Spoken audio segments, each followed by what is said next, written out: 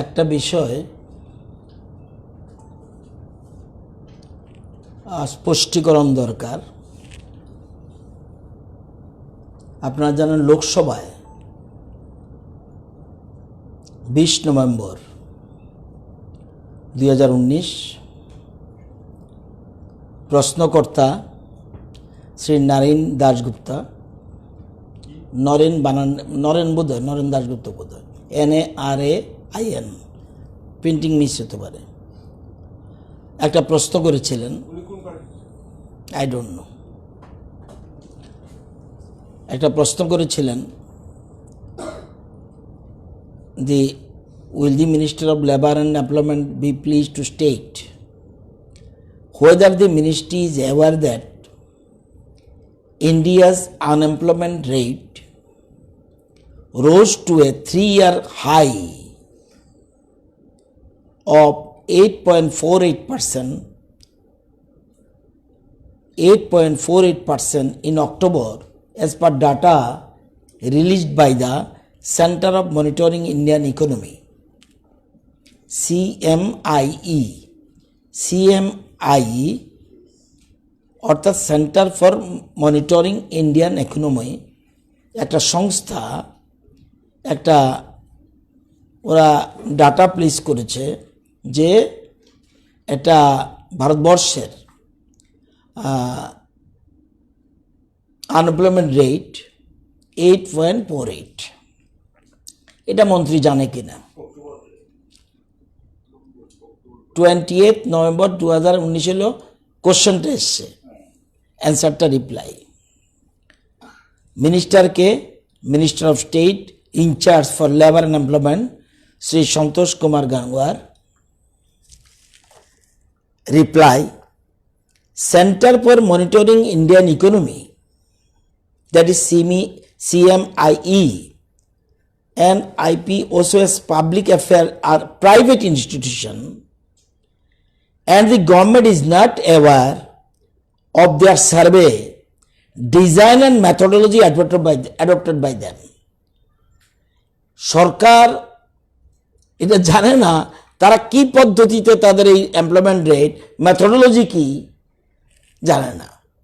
However, as per the result of the annual periodic labor force survey PLFS, annual periodic labor force survey PLFS conducted by National Statistical Office NSO, Ministry of Statistics and Program, implement during 17-18 an annual unemployment survey conducted by Labour Bureau, Ministry of Labour and Employment. The estimated unemployment rate on as usual status, principal status plus subsidiary status basis for the persons of age 15 years and above to the extent available is given below. কত?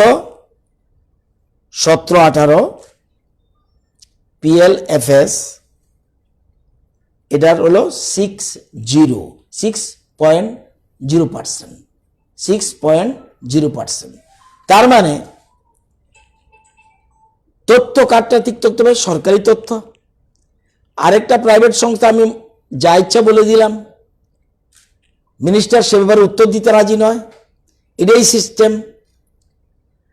আমার সরকারের কাছে যে তথ্য আর বেসরকারি তথ্য Gulf of difference. সুতরাং মন্ত্রী উত্তর দিয়ে বলছে যে CMIE এটা একটা প্রাইভেট সংস্থা, ওরা কি মেথডোলজি এবং কি সিস্টেম করে এটা আমাদের ব্যাপার না। However, as per the results of the annual periodic labor force survey যেটা এখন করছে গভর্নমেন্ট, সেটা হলো 6.0%। এবার এটা প্রত্যেক বছর এরকম বার্ষিক রিপোর্ট বের হয়। দিস সিস্টেম, এই বার্ষিক রিপোর্ট বের হয় এবং ministry of statistics and programme implementation, national statistics office, এটা মে 19 বেরিয়েছে। এবার আবার মে 20 বেরোয়ার কথা, ডিউ টু করোনা একটু ডিলে হচ্ছে, কিন্তু এর মধ্যেই বইটা বেরোয়নি, কিন্তু কিছু সিনপসিস বেরিয়ে গেছে এবং দেখা যাচ্ছে লোকসভার যে উত্তরের পরে যেটা বলছে মন্ত্রী যে 17-18 PLFS, যেটা দরকার হলে আবার জিজ্ঞেস করে নেবেন, ক্লিয়ার করে দেবো, 6.0% এখন এসে দাঁড়িয়েছে। এবার যে বইটা বেরোবে সেটা তো হলো 5.8%, 5.8%। তার মানে অটোমেটিক্যালি এটা কমে আসছে অল ইন্ডিয়া লেভেল। আমি অল ইন্ডিয়ার কথা বলছি, ক্লিয়ার? আমি কি বলবো, এটা আমি ঠিক করব? I am not expert, you are not expert. এটা 18-19, হ্যাঁ, এই জন্য আপনার পিরিয়ডটা তো পরে বোঝা যাবে। শুনুন, এরা বিশিষ্ট ব্যক্তিত্ব বসে রয়েছে, এটা আমার মতো এত চুনুপটি বসেনি, খুব উঁচু পর্যায়ের লোকরা বসে রয়েছে সেখানে। এবার যে পিআইবিতে বেরিয়েছে সেটা হলো 18-19-এরটা বেরোবে, 19 কোটিটা পাবেন পরের বছর আপনি। তাহলে কত? 5.8, অর্থাৎ 17-18 থেকে 18-19-এ এটা কমে গেল 5.8। ক্লিয়ার?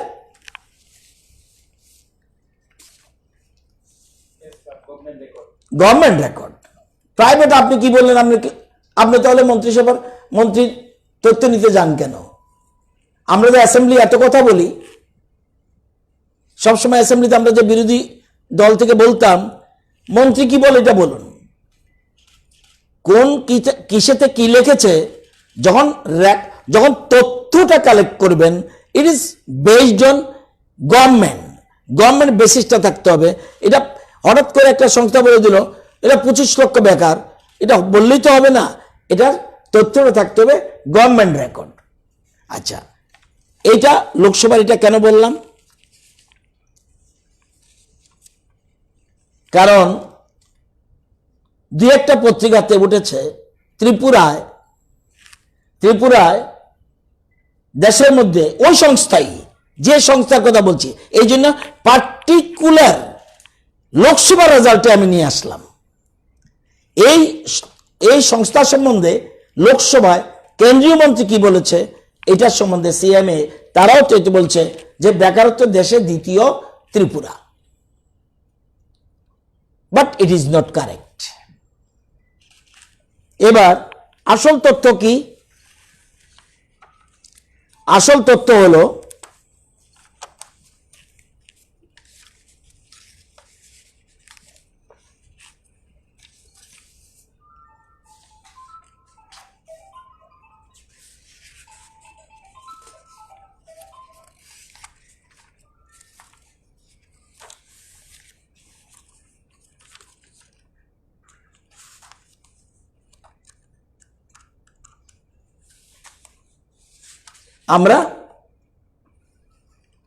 আমাদের থেকে আমরা 36টা রাজ্যের মধ্যে আমরা 17 নম্বর পজিশনে আছি।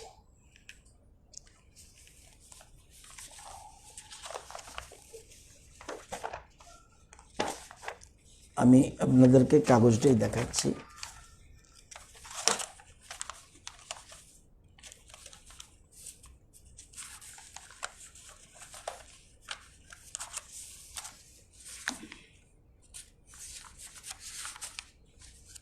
আশিস, কাগজটা বোধহয় উপরে রয়ে গেছে।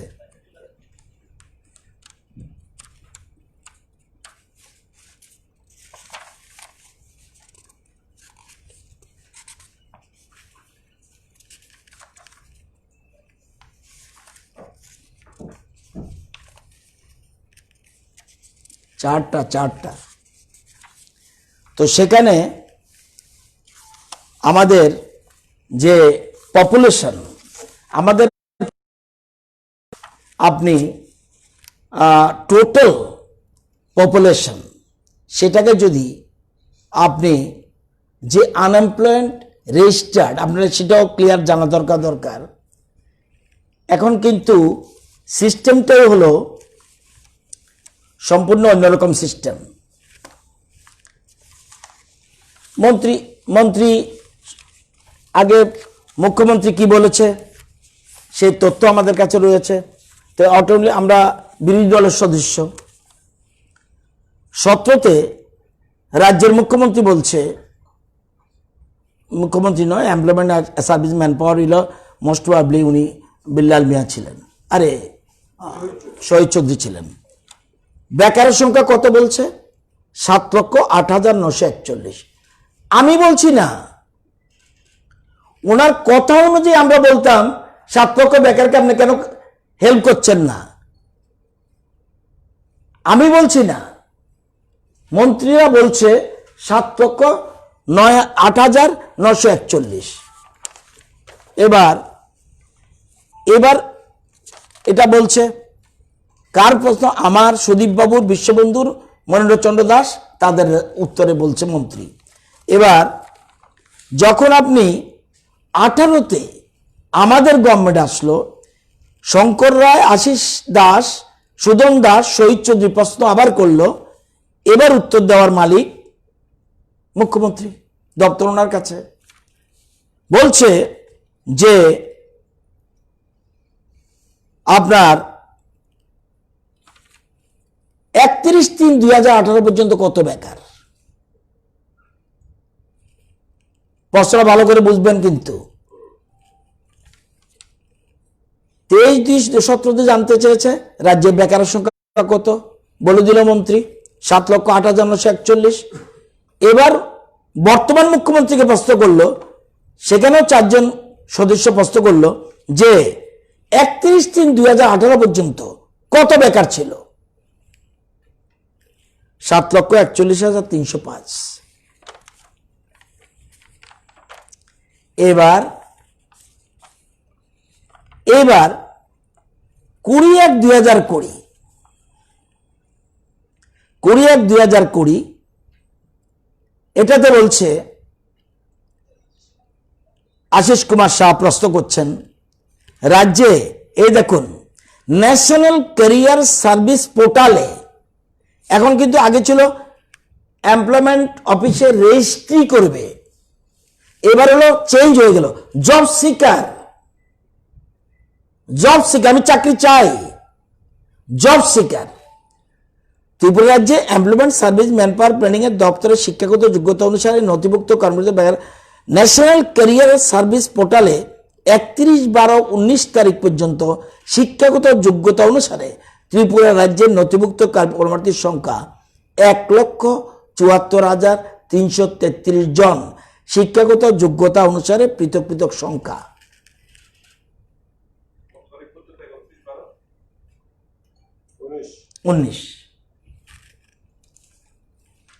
স্বাভাবিক প্রশ্ন উঠবে, মুখ্যমন্ত্রী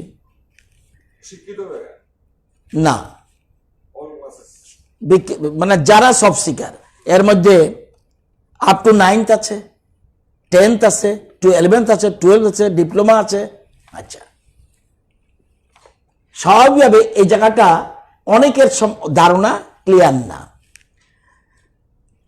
প্রথম আগে এই জায়গাটা একটু ব্যাকগ্রাউন্ড, এটা কিন্তু আপনি বলেও কাউকে, আপনি একটা বেকারকে এনে দেখান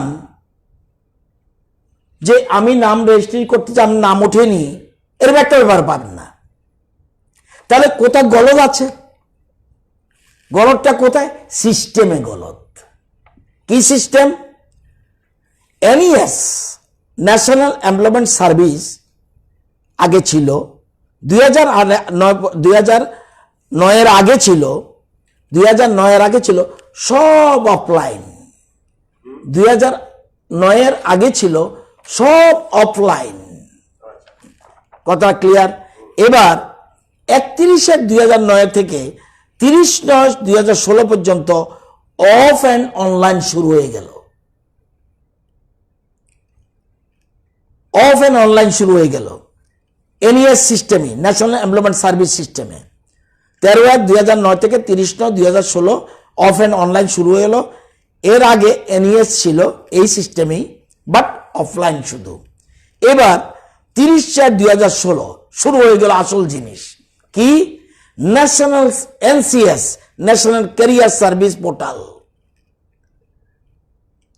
30/4/2016 থেকে শুরু হলো।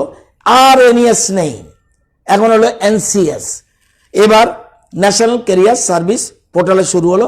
Total control by central government, total control by central government. State গভর্নমেন্টের কথা বলার কোনো স্কোপ নেই, কারণ টোটালটাই ডাইরেক্ট অনলাইন, সারা দেশের জন্য একই সিস্টেম উঠবে।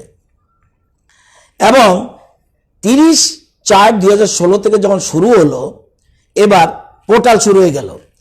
30/9/16 পর্যন্ত এনসিএস এবং এনইএস অনলাইন এবং অফলাইন দুটোটা চলছে। এনসিএস এ টোটাল অনলাইন, এবং যেহেতু আগেরটা আছে সেটাতে অফলাইন কিছু কিছু চলতো। এবার 1/10/16 থেকে টোটাল পুরো এনইএস সিস্টেম, মানে কোনো মতে আর অফলাইনে আপনি ঢুকাতে পারবেন না। তো এর পর্যন্ত এর আগে যারা এনইএস এ কার্ড পেয়েছে তাদের কার্ড কি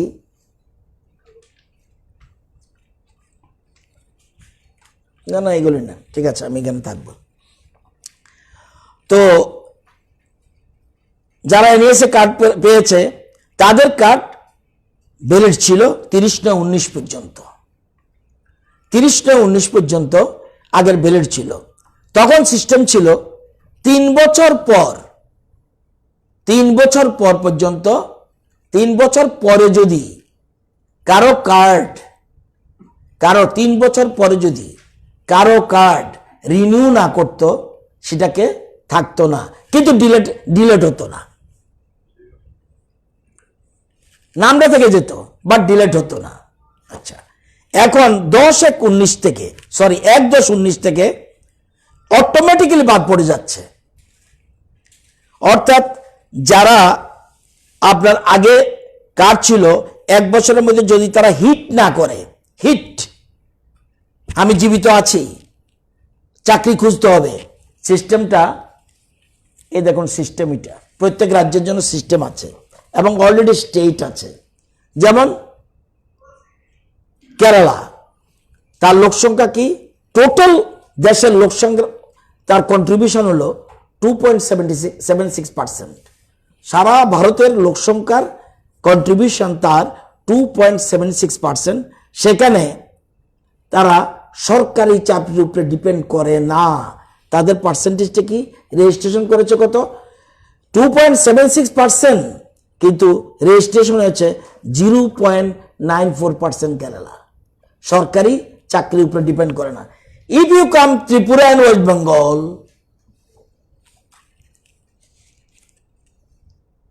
আসাম, দেখবেন তাদের পপুলেশনের 2.58% হলো টোটাল দেশের পপুলেশনের পার্সেন্টেজ, কিন্তু নাম লেখায় কজনে, 0.84%।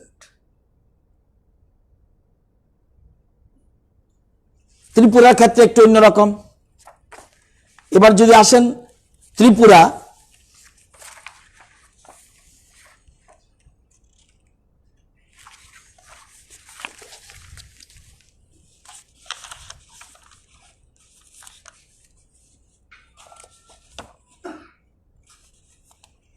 গুজরাট, ওয়েস্ট বেঙ্গল,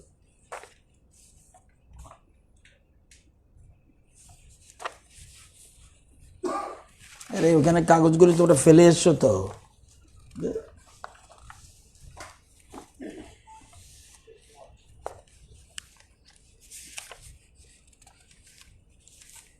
ত্রিপুরার ক্ষেত্রে একটু অন্যরকম।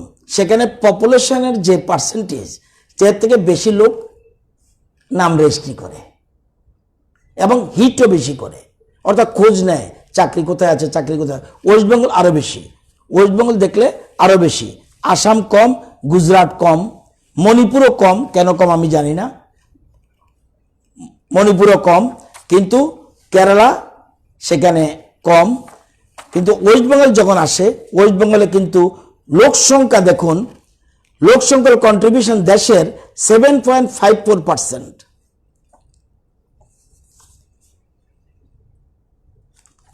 হ্যাঁ, এবার রেজিস্ট্রেশন কত, 22.57%। সরকারি চাকরি নির্ভরতার উপর চেষ্টা করে। গুজরাট আবার এরকম অন্যরকম 4.99%, কিন্তু 1.50% হলো রেজিস্ট্রেশন। অর্থাৎ এক এক রাজ্যে এক এক রকম সিস্টেম। তো এখানে আমাদের এই রাজ্যের ক্ষেত্রে তো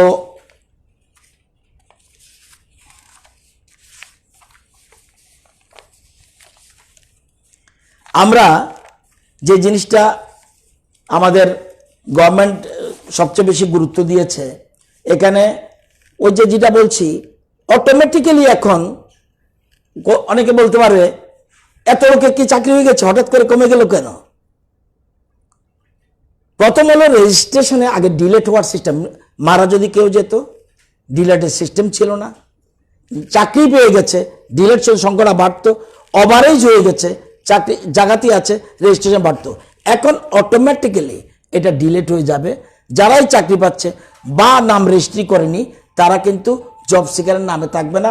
অ্যাট দি প্রেজেন্ট মোমেন্ট আমাদের রাজ্যে এখন জব সিকার যে সংখ্যাটা, এটা কিন্তু আমাদের টোটাল কি এমনি দেখবেন active job seeker registration 1,92,246।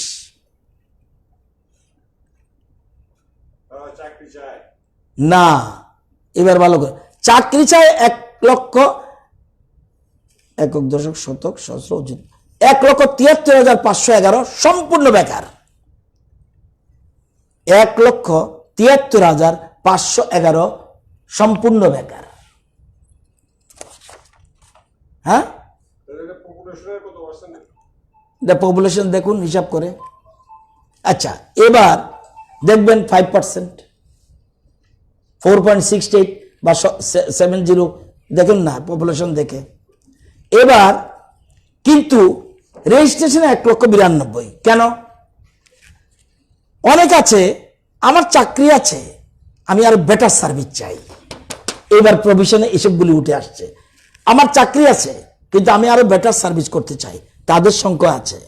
Self employed, আমি সেলফ এমপ্লয়েড কিন্তু আমি সুবিধা পেলে চাকরি যাব, এই সংখ্যাটা মিলে 1,92,246।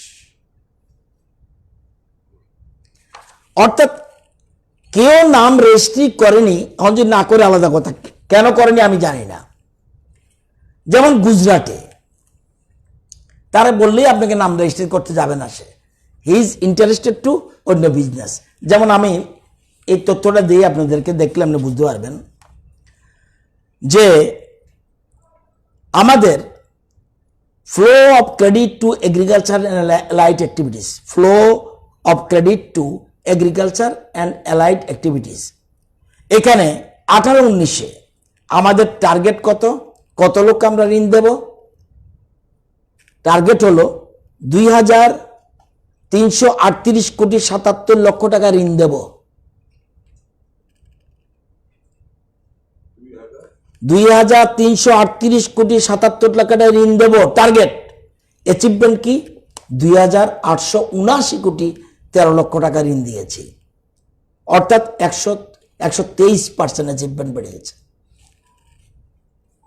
18-19 2,338,77,00,000 টাকা আমরা ঋণ দেব প্ল্যান করেছি থ্রু ব্যাংকের, দিয়েছি 2,879,13,00,000। এবার 19-20 আমাদের টার্গেট 3,455 কোটি, দিয়েছি আমরা 3,014 কোটি। এটা কত? 19-20 3,455 কোটি দেওয়ার প্ল্যান টার্গেট, অ্যাচিভমেন্ট 3,014 কোটি 3 লক্ষ। এবার ফ্লো ক্রেডিট টু এমএসএমই মানে micro small and medium entrepreneur যারা, তাদের 18-19 আমাদের টার্গেট ছিল 1,336 কোটি 24 লক্ষ টাকা দেওয়ার প্ল্যানিং, দিয়েছি 1,990 কোটি 18 লক্ষ। মানে এই যে মাননীয় মুখ্যমন্ত্রী বিপ্লব বাবু একটা স্লোগান তুলেছেন, ঘরে ঘরে রোজগারের ব্যবস্থা, ঘরে ঘরে আয়ের ব্যবস্থা, ঘরে ঘরে কর্মসংস্থানের ব্যবস্থা। Not what is the meaning of the রোজগার, what is the meaning of the এই রোজগার বা ইনকাম, এটা মানে সরকারি চাকরি নয়। তাহলে দেখুন 18-19-এ 1336 কোটি দেওয়ার কথা, দিয়েছি 1990 কোটি। 19 কোটিতে 2388 কোটি দেওয়ার কথা, দেওয়া হয়েছে 2804 কোটি। এবারে medium, micro, small and medium entrepreneurs. এবার যদি কেসিসি কার্ড, আগেরটা কি এগ্রি, হর্টি, এআরডিডি, ফিশারি, মানে পাওয়ার টিলার কিনবে, পুকুর বানাবে, ফিশারি করবে, বিভিন্ন রকম গার্ডেনিং করবে, হর্টিকালচার গার্ডেনিং করবে, এই জন্য লোনের সংখ্যা বলছি। এবার যখন কেসিসি, সেটা হলো আমাদের 2018-19-এ 55,000 মানুষকে দেওয়ার কথা, দিয়েছে 56,040 জনকে। টাকা কত? 336 কোটি 22 লক্ষ। সেরকম 19 কোটিতে 71,315 জনকে দেওয়ার কথা, আমরা দিয়েছি 56,651 জনকে, 257 কোটি। এবার পিএমইজিপি, সব কিন্তু স্বাবলম্বী প্রোগ্রাম। এই যে আমি আগেরটা বলছি স্বাবলম্বী প্রোগ্রাম, আরো দেখবেন কোন জায়গায় যাচ্ছে। এটা গতানুগতিক সরকার না, এই একটু পার্থক্য এখানে অনেকের গায়ে লাগে। আপনার পরিবারের যদি কেউ একজন সরকারি চাকরি না পায়, আপনার গায়ে লাগছে। বাট প্ল্যানিংটা হলো ওই যে দীর্ঘ বছর আগে শচীন বাবু, সুখবাবু বাবু, নিপেন বাবু যে বলছে আমরা স্বাবলম্বী ত্রিপুরা করতে চাই, কারোর উপর ডিপেন্ডেন্ট থাকতে চাই না, সেই জায়গাতে আসছে, খুব প্ল্যানিং করে এগুচ্ছে। It will take time. সেখানে পিএমইজিবি আমরা করে দিয়েছি 980 জনকে। সেখানে আমাদের টাকার পরিমাণ 69 কোটি 43 লক্ষ। সেরকম পিএমইজিপি, স্বাবলম্বন এবং মুদ্রা লোন এবং আপনার এই যে স্ট্যান্ড আপ ইন্ডিয়া, এগুলি লোনের বিরাট পরিমাণ অঙ্ক। এবং নট অনলি দিস, মুখে বলে না, সেখানে কি করেছে রাজ্য সরকার, আপনারা জানেন স্কিল ডেভেলপমেন্টের উপর সবচেয়ে গুরুত্ব দিয়েছে। আমরা 18-19-এ কজনকে ট্রেনিং করিয়েছি? 13,637 জনকে নিজের পায়ে দাঁড়ানোর জন্য, স্কিল ডেভেলপমেন্টের জন্য 13,637 জনকে আমরা ট্রেনিং করেছি। 19 কোটিতে কতজন করেছি? 20,479। দেখুন, নিজের পায়ে দাঁড়ানোর জন্য কেরি প্ল্যানিং হঠাৎ করে আমি 5,000 10,000কে চাকরি দিলে এটাই পারপাস চাকরি দিচ্ছে, সেই সংখ্যাটা আমি বলবো। এবং এবছর 2021-এ 22,586 ট্রেনিং এর জন্য অনগোয়িং চলছে। তার মানে 34,116 জনকে আমরা স্কিল ডেভেলপ করে প্লেসমেন্ট কতজন করেছি? 7,310 placement, state, within the state, outside the state. 18-19-এর দুটা মিলে বলছি। তাহলে 34,116 জনকে আমরা স্কিল ডেভেলপ করে আমরা সেখানে 7,310 জনকে আমরা প্লেসমেন্ট করিয়েছি। এটা অতীত আমরা আশ্চর্য হয়ে যাবেন। আমি যদি 17 বা 17-18 16-তে কয়জন ট্রেনিং দিয়েছিল? 2,750। 17-18 জনকে কয়জন দিয়েছিল? 3,977। প্লেসমেন্ট কত? মাত্র 242। 2 বছরে 242। আমরা 2 বছরে প্লেসমেন্ট করেছি 7,310। একদিকে তাকে স্কিল ডেভেলপ করে দিচ্ছি, আবার প্লেসমেন্টও ব্যবস্থা করছি। এদিকে কৃষি লোন, মুদ্রা লোন, স্ট্যান্ড আপ ইন্ডিয়া, এগুলি যেমন করছি, স্বাবলম্বন, কেসিসি এবং ফ্লো টু দি এগ্রিকালচার যারা করে তাদের জন্য, অর্থাৎ নিজে রোজগারের পাশাপাশি আমাদের সরকার এই 2 বছরে 18-19 কোটিতে এ পর্যন্ত টোটাল 8,614 জনকে আমরা চাকরি দিয়েছি। 8,614 জন। এর মধ্যে regular scale 3,818, contract service 1,023, outsourcing 3143, ডাইন হার্নেস 630। এই টোটাল আমরা চাকরি ব্যবস্থা করেছি। এদিকে একদিকে সরকারি চাকরি ঠিক রাখছি, আর ডিউ টু করোনা আমরা জানি 1 বছর বৃদ্ধি করে দেওয়া হয়েছে। এবছর সেরকম স্টেপ নেওয়া যাচ্ছে না, এর মধ্যে আমরা 1 বছর এইজ বাড়িয়ে দিয়েছি। একদিকে সরকারি চাকরি যতটুকু সম্ভব দেওয়া হচ্ছে, অপরদিকে আমরা কিন্তু আসল যে টার্গেটটা, যেটা নিপিন বাবু, যেটা সুকুম বাবু, যেটা শচীন বাবু প্ল্যানিং করেছে, আমরা ত্রিপুরাকে আমরা নিজের পায়ে দাঁড়াতে চাই, যে উদ্দেশ্যে আমরা ত্রিপুরাকে আমরা পূর্ণাঙ্গ রাজ্যের জন্য আমরা চেয়েছিলাম। সেই চেষ্টা স্লোগান ছিল, but at the present time এটাকে বাস্তব রূপ দিতে চলেছে। এখানে পার্থক্য, একটা ব্যাখ্যা। আর ওইটা লোকসভায় বলে দিয়েছে, this is not authorized person, who are they, তা বলে দিল।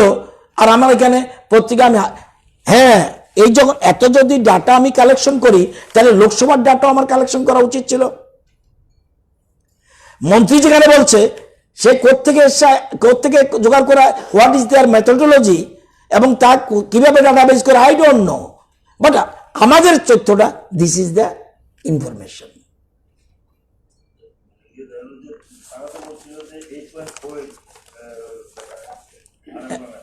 এক মিনিট, কোনটা? লোকসভারটা? তোমাদের ওইখানে গিয়ে দেখো, কাগজগুলি দেখো, এখানে বসে থাকার দরকার নেই। হ্যাঁ, অ্যাকচুয়ালি ও যে বছরটা বলছে, যে বছরটা 17-18 যে বছর বলছে 8.48, সেখানে অ্যাকচুয়াল ছিল 6.0%, যেটা লোকসভার তথ্যটা। এটা আপনাদের ইচ্ছা করলে ফটো নিয়ে নেবেন, কোনো অসুবিধা নেই। সি মানে centre for monitoring Indian economy, এটা লোকসভায় অলরেডি প্রশ্ন উঠে গেছে। তো এই জন্য আমি বললাম, এই জন্যই বলছি যে আমাদের কাছে যে তথ্য, যেটা বই বেরোয়নি, সেটার লাস্ট ফিগারটা হলো, একটু আগে বলে দিয়েছি আপনাদেরকে যে ইয়েস, এখন হলো 18-19 যে বই বেরোবে, কোনো কারণে এদিক সেদিক হতে পারে, 5.8, মানে আগের থেকে কমছে। এবার ত্রিপুরার চিত্রটা আমাদের কোন জায়গায়, এটা আমি অলরেডি বলেছি, 17, এবং আমাদের রেট হলো according to that is central government 6 point something. আমরা ওটার থেকে 6 পয়েন্ট, যেটা ইয়ের থেকে আছি, আমি কাগজটা আমার ঘরে ফেলে আসলাম, ওরা তো বুঝতে পারছে না কোথা থেকে। ইয়েস, পেয়ে গেছি, না পাইনি, সরি।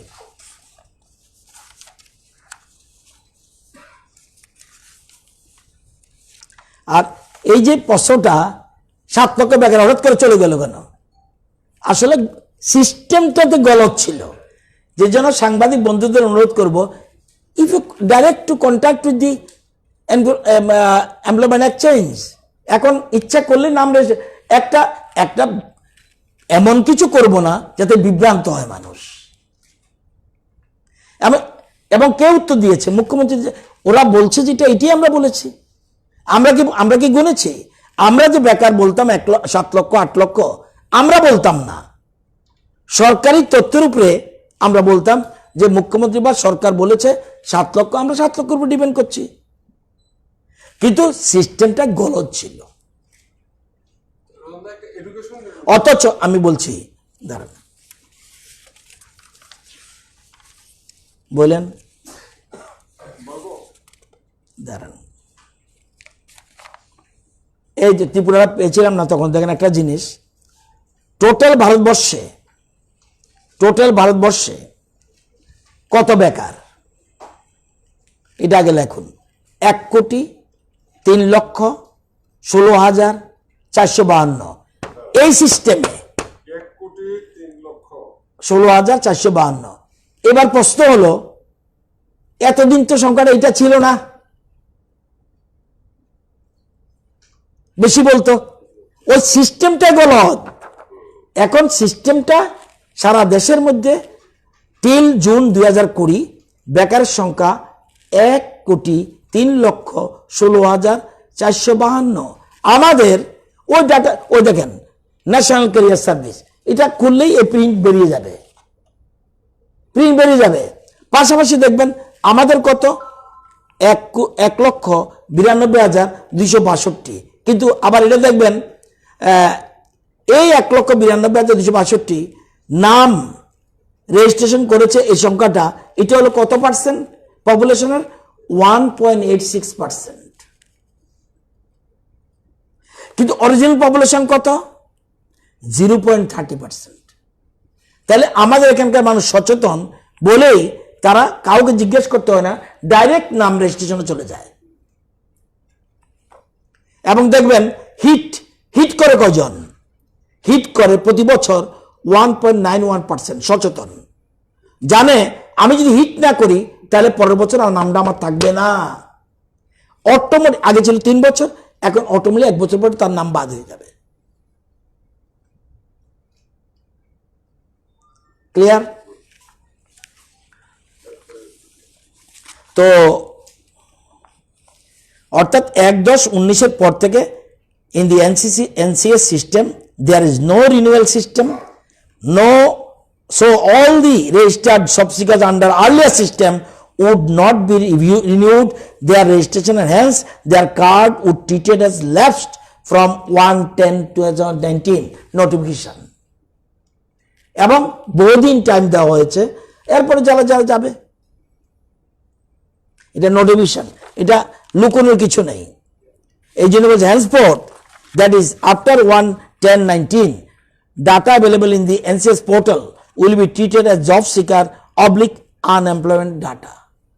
এটা অলরেডি নোটিফিকেশন দিয়ে দিয়েছে এবং ক্লোজ, এবং আরেকটা নোটিফিকেশন দিয়ে দিয়েছে সেপ্টেম্বরের 16-তে। Closing of job seekers registration on the present National Employment Service portal by 30th September, and NCS I-card would be treated as job seekers registration card। তো ওই আগের যে 8 লক্ষ 7 লক্ষ তৎকালীন মুখ্যমন্ত্রী বললেও সে সময় ডাটাটা তাদের এই আধুনিক সিস্টেমটার মধ্যে ফেলতে পারেনি, যদিও ওপেন উনিই করেছে। তৎকালীন মুখ্যমন্ত্রী, তৎকালীন ম্যানপাওয়ার প্ল্যানিং মিনিস্টার, তারাই ওপেন করেছে। কিন্তু যারা যারা আসছে অটোমেটিক্যালি এই প্রশ্নটা চলে এসছে। সুতরাং যে আমরা যে পেয়েছি এতক্ষণে, আমি কাগজের নিচে ফেলে দিয়েছিলাম, এই দেখেন দিস ইজ দ্য সিস্টেম। 36টা রাজ্য আছে। সবচেয়ে বেকার কোথায় কম? দাদরা নগর হাভেলি। কত? 0.4%। সবচেয়ে বেশি কোথায়? নাগাল্যান্ড, 21.4%। আমার কথা না, ওই that is data labour bureau. সবচেয়ে বেশি নাগাল্যান্ড 21.4%, লাক্ষাদ্বীপ 21.3%, এটা দরকার আপনাদের। আন্দামান নিকোবর 15.8%, গোয়া 13.9%, কেরালা আগে মণিপুর বলেন, মণিপুর 11.6%, কেরালা 11.4%, আমাদের থেকে অনেক অনেক বেশি। পন্ডিচেরি 10.3%, মিজোরাম 10.1%,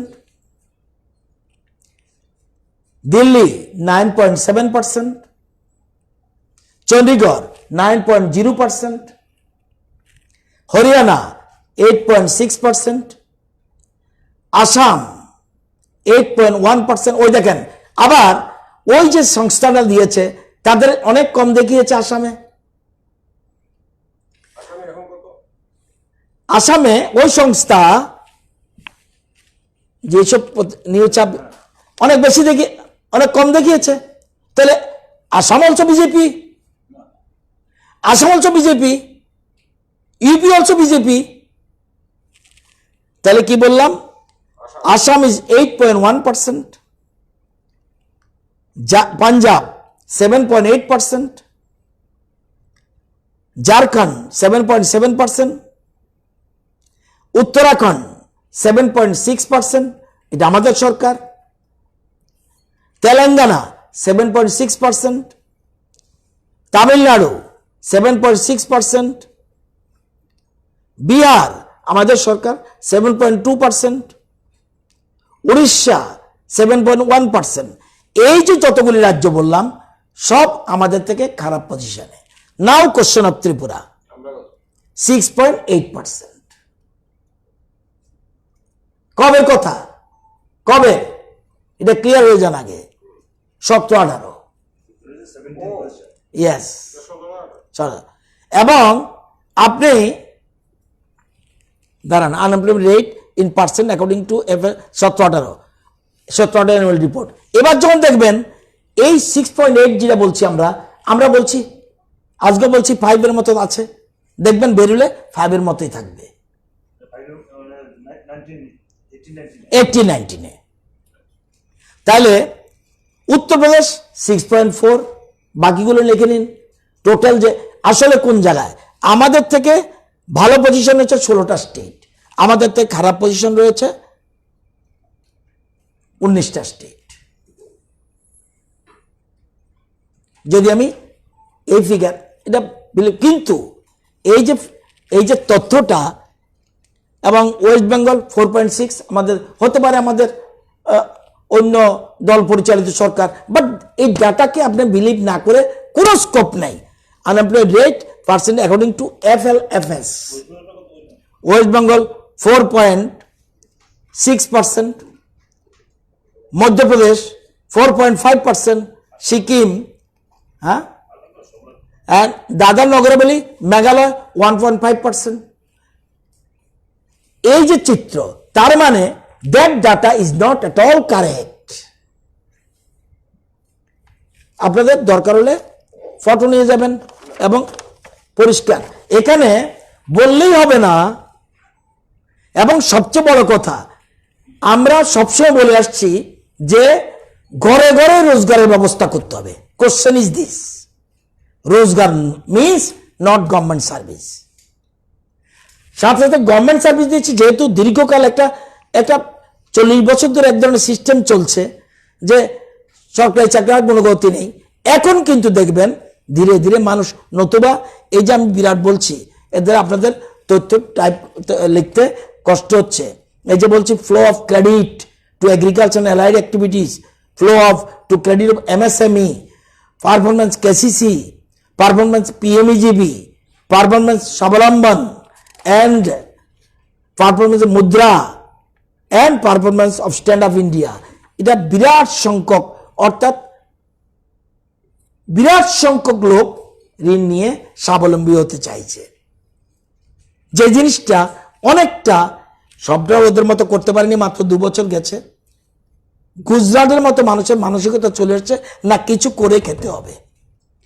গভর্নমেন্ট পাশে থাকো, আমাকে তৈরি করে দাও, গভর্নমেন্ট পাশে থাকো, আমাকে তৈরি করে দাও, আমার টাকার ব্যবস্থা করে দাও। কত টাকা চাই আপনার? কত টাকা চাই বলুন? ব্যাংক লোন দেওয়ার জন্য তৈরি। কিছু করতে চাইলে আপনি পারবেন, কিছু করবেন না এটা আলাদা কথা। কিন্তু পাশাপাশি কত লোকের চাকরি হয়েছে সেটাও বলে দিয়েছি। এবং এবং এর সাথে কিন্তু শিক্ষা দপ্তরের চাকরি ছাড়া, ইয়েস ইয়েস, হ্যাঁ বাদ দিছে, মানে এটা ফাইন্যান্স ডিপার্টমেন্টে যায়নি।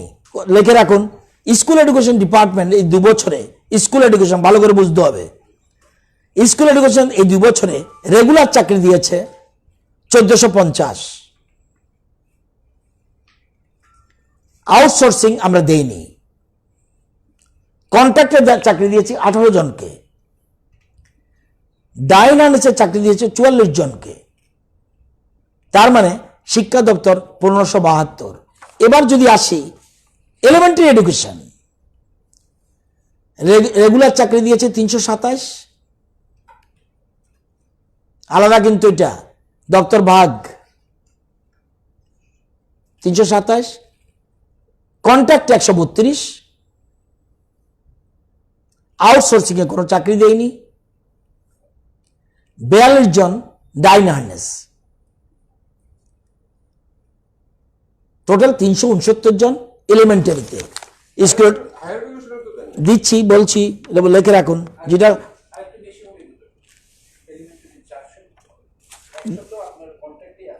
এই তো 132, 327, 42, হ্যাঁ যা আছে 327, 132, 42। এবং হায়ার এডুকেশনে আমরা চাকরি দিয়েছি রেগুলার পে 6 জন, ডাইন হার্নেস 20, এই 26 জনকে দিয়েছি। 3টা ডিপার্টমেন্টের কথা বলছেন, এই 3টা ডিপার্টমেন্ট এগুলি কিন্তু যুক্ত করেনি। তার মানে আপনি গিয়ে প্রায় 10,465 জনের মতো সার্ভিস, এবং এক্ষেত্রে আপনার ওই আউটসোর্সিং, কন্ট্রাক্ট, ডাইন হার্নেস, রেগুলার পে মিলিয়ে। এটাকে সেরে লন।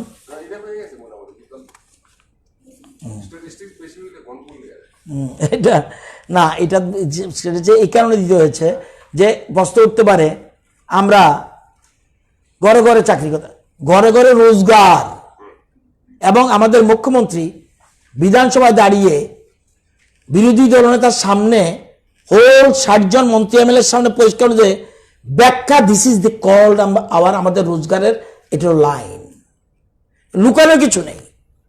যতক্ষণ পর্যন্ত ঘরে ঘরে আমরা রোজগারের ব্যবস্থা না করতে পারবো, ত্রিপুরা স্বাবলম্বী হবে না, আত্মনির্ভর ত্রিপুরা হতে পারবে না, শক্তিশালী ত্রিপুরা হতে পারবে না। সোজা আমাদের স্লোগান, এবং আমরা ব্যবস্থা করব। অ্যান্ড উইদিন দেখবেন আমাদের টেনিউরের মধ্যে কত লোক স্বাবলম্বী হয়, এই তথ্য আমরা বের করছি, কত লোক আমরা স্বাবলম্বী করছি। স্কিল ডেভেলপমেন্ট এবং জানেন বাজেটে দেখবেন স্কিল ডেভেলপমেন্টের জন্য কত টাকা রেখেছে, অতীতে কত টাকা ছিল, 2 কোটি বোধ হয়, এবং প্রচুর টাকা স্কিল ডেভেলপমেন্টে রেখেছে। সুতরাং সেরকমভাবে আমরা তৈরি করছি। তো এটা সন্দেহের অবকাশ নেই, এবং যাতে ওই যেটা একটা সংস্থা, যেটার কি নাম, যে তারা যে বলেছে দ্য কোশ্চেন, আমার বক্তব্যের মূল কথাটা হলো ওই জায়গাটাই, যে কাকে বিশ্বাস করব আমি, গভর্নমেন্ট রেকর্ড নাকি public record, private record, then private, if you believe it. আমাকে বলুন কোন ছেলে নাম রেজিস্ট্রেশন করতে গেছে পারেননি, আমাকে বলুন। এখন ঘরে বসে করা যায়, এবং সিস্টেম ইজ ভেরি, ওখানে গেলে হেল্পও করা যায়। সুতরাং সিস্টেমটা গলদ ছিল, একদম পোর্টালের সিস্টেমটা গলদ ছিল। এখন সব সারা ভারতবর্ষে এবং ত্রিপুরা গভর্নমেন্ট ইচ্ছা করলে কমাতে বাড়াতে পারবে না, কারণ ডাইরেক্ট চলে যায় ওখান থেকে। এবার ত্রিপুরা টিপ দিলে ত্রিপুরাটা বেরোবে, গুজরাটের টিপ দিলে গুজরাট বেরোবে। ওই যে আমি প্রিন্ট আউট বের করেছি, এটা আমি আমার অফিস থেকে প্রিন্ট আউট বের করেছি। তার মানে ইচ্ছা করলে যে কোনো রাজ্যের, এবং কজন হিট করে এটাও পেয়ে যাবেন। হিট না করলে আউট হয়ে যাবে, জানা যায় চাকরির জন্য আমি খোঁজ নিয়ে নিই, তাহলে অটোমেটিক বাদ পড়বে। এই হলো ব্যাপার। আর এখানের মধ্যে এই 1,92,000 যে কত সংখ্যা বললাম, এটার মধ্যে কিন্তু সার্ভিস হোল্ডারও আছে। আরো বেটার চাই, আরো বেটার চাই, আরো বেটার চাই, এবং ডেইলি ওয়েজেস টোয়েজেস সবকিছু মিলিয়ে হয়েছে। তো এই জন্য জিনিসটা বলে দিলাম। আপনার কি বলবেন বলেন, তারপর আমি কবিদের ব্যাপারে বলে দেবো। অনলাইন ক্লাস বা অন স্ক্রিন ক্লাস স্টুডেন্টদের বেনিফিট হচ্ছে, কিন্তু খুব পুয়ার ফ্যামিলি যারা মোবাইল কিনতে পারে না, ক্ষমতাই নেই, বা এই ধরনের কেবল দেখতেও পারে না, তাদের তো একটু অসুবিধা, এবং 2টো সুইসাইড হয়েছে ইতিমধ্যে। এই বিষয়ে আপনাদের কোনো পরিকল্পনা? আপনার আগের একটা সাংবাদিক সম্মেলনে আসেননি, আমাদের শুধুমাত্র একটা পরিষ্কার বলে দেখি, আমাদের একটা মিটিং করেছিলাম প্রাক্তন শিক্ষামন্ত্রী তপন চক্রবর্তী সহ, প্রফেসর মিহির দেব সহ, ছাত্র নেতা সব দলের, শিক্ষক নেতা সব দলের, সাংবাদিক বন্ধু, শিক্ষাবিদ, প্রাক্তন অধিকর্তা তো সবাই। সেখানে একটা প্রশ্ন উঠেছে, যখন বুঝতে পেরেছে আমরা অনলাইন দিয়ে সিলেবাস কমপ্লিট করছি না, যেটা প্রাইভেট স্কুলগুলি করে, শোনার পরে ছাত্রনেতারা বুঝেছে যে না, এটা হলো ইন এডিশন, সাপ্লিমেন্টারি, এটা অতিরিক্ত।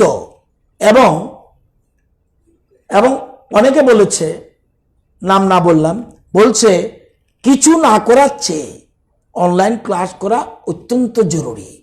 যদি আমার 5 লক্ষ স্টুডেন্ট থাকে, যদি 3 লক্ষ 4 লক্ষের কাছে যদি মেসেজ যায়, এটা বেটার। এবার আরেকটা প্রোগ্রাম আমরা করছি। আপনারা জানেন যে আমরা যেমন অনলাইন রেকর্ডিং ক্লাস করিয়েছি, এবার ইউটিউবে আমাদের ক্লাস রয়েছে, এবং ইউটিউবে ক্লাস রয়েছে।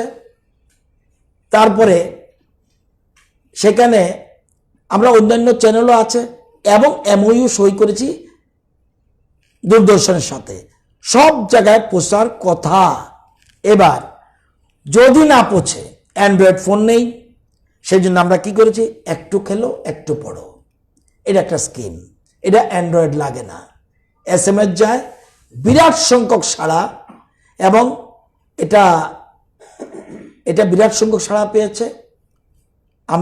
আমি নিশ্চিত দুঃখ প্রকাশ করছি যে 2জন, বা আমি নিউজ পেপারে দেখেছি 2জন ছাত্র বা ছাত্রী, তারা কোন কারণে না কারণে আই ডোন্ট নো, যদি মোবাইলে হয়ে থাকে জন্য নিশ্চয়ই দুঃখ প্রকাশ করছি। কিন্তু আমরা তো 5 লক্ষ 6 লক্ষ ছাত্রছাত্রী চিন্তা করতে হবে।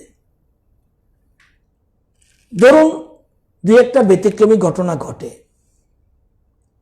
কিন্তু এটার উপরে 2টা ব্যতিক্রমী ঘটনার জন্য আমি 5 লক্ষকে ডিপ্রাইভ করব, এটা কোনো পলিসিই হতে পারে না।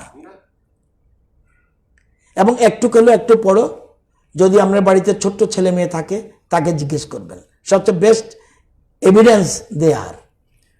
তারপরে আমরা অন্য চিন্তাভাবনা শুরু করছি, কিন্তু মনে রাখতে হবে সবগুলি। এবং এই জন্য আমরা ছোট্ট একটা কমিটি করে দিয়েছি, যার চেয়ারম্যান অরুণোদয় সাহা, এবং মেম্বারের মধ্যে মিহির দেব সহ, রঞ্জিত দেবনাথ সহ বিশিষ্ট শিক্ষাবিদ রয়েছে, প্রফেসর সঞ্জয় রায় রয়েছে, এবং বিশিষ্ট ব্যক্তিরা রয়েছে। তারা অলরেডি 12 ক্লাসের রেজাল্ট সিস্টেম কী করা উচিত একটা সরকারের কাছে একটা সুপারিশ করেছে। আমরা বেশিরভাগ ওদের সুপারিশটাই গ্রহণ করব, কারণ সব মিলেই একটা অ্যাডভাইস দিয়েছিল এদের কিছু করার জন্য। সুতরাং আমরা এটা করছি। এরপরেও যদি আমাদের যেন অসত্য যেন তথ্যটা না আসে, এরপরেও যদি কোনো ছাত্রছাত্রী সত্যিকারের অর্থে দুর্বল, যারা আমার এই সাংবাদিক সম্মেলন শুনছে, বক্তব্য শুনছে, কিন্তু অযথা যেন একটা ইস্যুকে না করে অযথা যেন না দাঁড়ায়, এরকম যদি বিশেষ কেস পাওয়া যায়, নিশ্চয়ই আমরা ইনকোয়ারি করে যদি আমাদের কাছে আসে, আমরা তাদের ফোনের ব্যবস্থা শিক্ষাদত্ত করার চেষ্টা করব। শব্দটা চেষ্টা করব, বাট উইথ ইনকোয়ারি, কারণ দেখতে হবে আসলে সত্য কিনা। আমি একটা অ্যানাউন্স করে দিলাম, লাইন ধরে হাজার হাজার লোক আসলো আমাদের। আপনার যদি তথ্য দেখেন কতগুলি ফোন আছে ত্রিপুরা রাজ্যে, 36 লক্ষ সাবস্ক্রাইবার, 36 লাখ, এবং সার্ভিস প্রোভাইডার ইস 5টা, 4টা না 5টা জানি নেই কোনো বাড়িতে। বাবা হতে পারে কৃষক, ফোনটা লগে নিয়ে সাথে নিয়ে যাচ্ছে, কিন্তু এসে কিন্তু সন্ধ্যার সময় ওই মেসেজ চলে গেছে, খেলো ত্রিপুরার একটু খেলো একটু পড়ো। সে কিন্তু সন্ধ্যার সময়, জানেন আপনি, রাত্র 11টা পর্যন্ত শিক্ষকরা রিসিভ করে SMS ছাত্রছাত্রীদের থেকে। বাবা যখন জমিতে চলে যায়, সে বলেছে তোমার কি লাগবে বল, আমি গেলাম। বলছে যে না আমার মোবাইল লাগবে না। ওর মা বলল যদি পারেন একটা কম্পিউটার দিয়ে দিয়েন। পরের দিনেই আমাদের এখান থেকে গিয়ে কম্পিউটার দিয়ে আসলো। এদেরকে তো পাশে দাঁড়াতে হবে। এটা কিন্তু সে যাবে, সে কিন্তু পাবে, কি পাবে? আপেল আইপ্যাড, মুখ্যমন্ত্রী মেরিট অ্যাওয়ার্ড, যেগুলি আমরা, এরা যারা টপার হয়েছে সবাই পাবে, এবং এরা পাবেই। এবং topper 5 SC, topper 5 ST, topper 5 OBC, minority এবং দিব্যাঙ্গ, এরা মেয়েরা মধ্যে আবার টপার 5 সবাই পাবে। কিন্তু তারপরেও যেহেতু বলেছে এবং এটা সে একটা কৃতিত্ব দেখিয়েছে এটা এবারে, সেই জন্য তাকে স্পেশালি আমরা করেছি। যদি এরকম কেস আসে আপনাদের কাছেও, আপনাদের এখানে অনেক বন্ধু রয়েছেন, আপনারা যদি এরকম আসে নিশ্চয়ই আমরা কিছু কিছু ক্ষেত্রে হেল্প করব। সব ক্ষেত্রে পারবো না, মনে রাখতে হবে 36 লক্ষ কিন্তু মোবাইল আছে, খুব কম সংখ্যকের বাড়িতে ফোন নেই। এটা কিন্তু বাস্তব সত্য। এটা কি হয়েছে আই ডোন্ট না, এটা এখানে তো আমাদের কমলবাবু আছে, ট্রাইবেল, জিজ্ঞেস করুন না, কোনো বাড়িতে ফোন নেই, উত্তর খুব কঠিন আসবে। সারা রাজ্যে খুঁজলে বড় জোর কয়েক হাজারে পেতে পারে, এর বেশি না। কিন্তু অ্যান্ড্রয়েড নেই, অ্যান্ড্রয়েড রয়েছে রাজ্যে 30 to 40%, বাকিগুলি নর্মাল ফোন। এটা আইটি দপ্তরের আইটির তথ্য অনুযায়ী আমি কথাটা বলছি।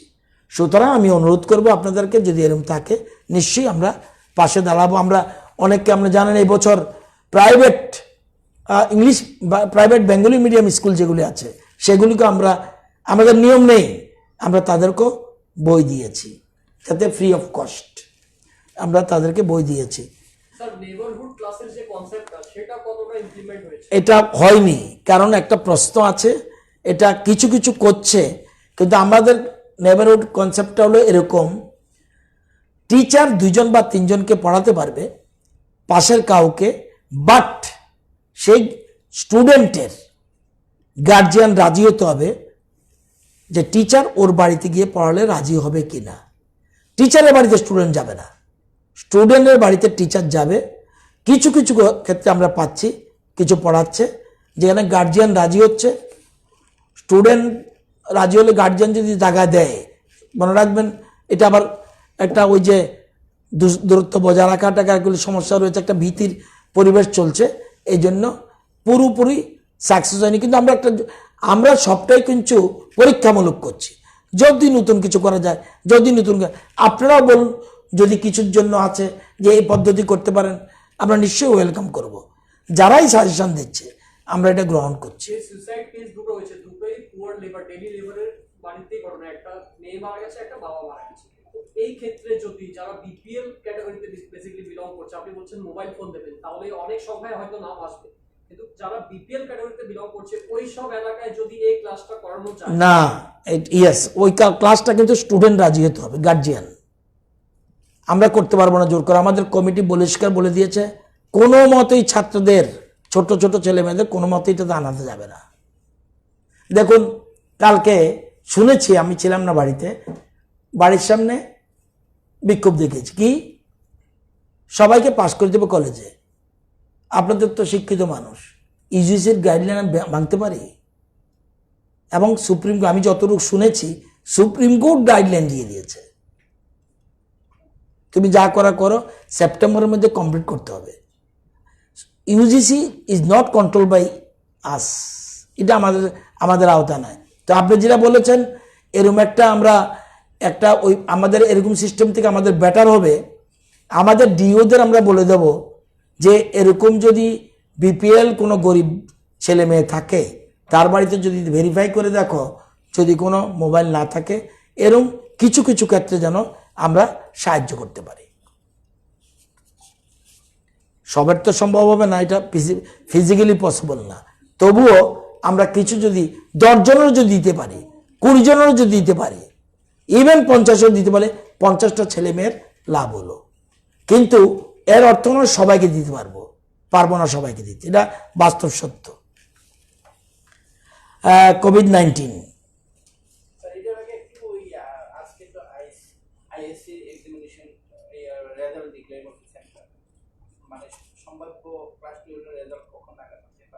এটা তো অটোনমি বডি বলবে, তবে এটা বলতে পারি আজকে বোধহয় তাদের মিটিং গেছে, আমি তাদের সাথে কথা হয়নি, তবে আমি এটা বলতে পারি অতি সত্বর দিয়ে দেবে, অতি সত্বর। কারণ আমরা এর মধ্যে ওই যে হাই লেভেল কমিটি তাদের নিয়ে বসছি, জয়েন্ট এন্ট্রান্স পরীক্ষা নেওয়া যায় কি না এটা আমরা চিন্তা ভাবনা করছি। এই জন্য যত দ্রুত 12-এর রেজাল্ট বেরোয়া দরকার। তবে ফার্স্ট উইকে প্ল্যানিং নিচ্ছে জয়েন্ট এন্ট্রান্স, ফার্স্ট উইকে অগাস্টে প্ল্যানিং নিচ্ছে। কতটুকু কী করতে পারবে জানি না, অন্যান্য জায়গায় করছে না, তবুও আমরা কিছু করতে পারি কিনা যদি এরকম ইয়েতে জোনে হয়ও, মানে এটা কি বলে কন্টেনমেন্ট জোনের যদি কেউ এফেক্টেড থাকেও আমরা ভেরিফাই করতে বলছি যে কন্টেনমেন্ট জোনের কজন পিটিশন আছে জয়েন্ট এন্ট্রান্সের, এটা দেখার জন্য। তো আমরা অতি সত্বর 12-এর রেজাল্ট বেরোবে এটা জানি। আর জয়েন্টের জন্য আমরা তৈরি হচ্ছি। কালকে জয়েন্টের দায়িত্বপ্রাপ্ত ওনাকে ডেকেছিলাম, তো অটোমেটিকলি তারা ওই হাই লেভেল কমিটি বসে প্ল্যানিং করবে। তো আজকে তারিখে 329 জন ফ্যাসিলিটি কোয়ারেন্টাইনে রয়েছে, হোম কোয়ারেন্টাইন রয়েছে 4759।